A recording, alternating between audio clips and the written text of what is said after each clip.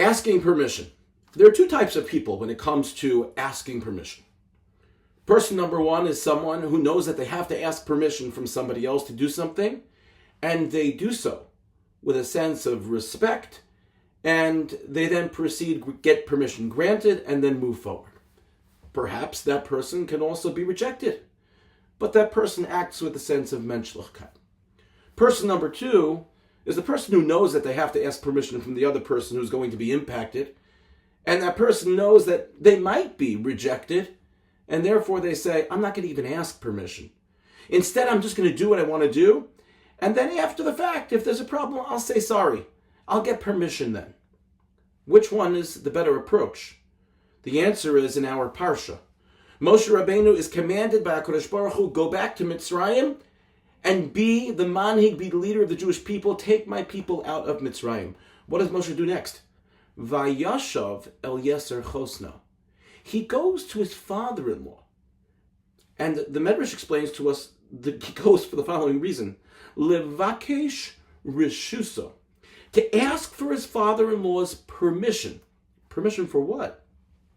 Well, permission to take his family, to take his grandchildren away from him and go back to Mitzrayim.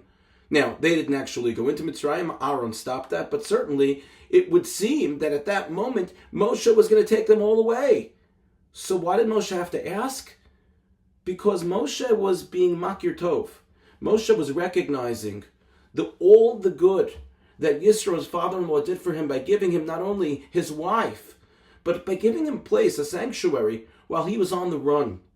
And Moshe thought it was only respectful to go and ask permission from his father-in-law. And the Saba Mislabotka explains so powerfully that if Moshe did not do so, Lo hayaroi lehanhig es Yisrael.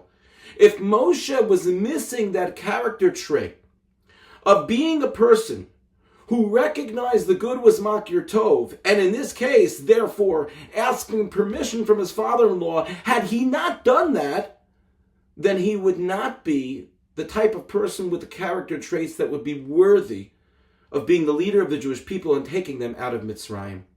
And so, of course, coming back to our original question, person number one is the person who's like Moshe Rabbeinu, who is the ideal.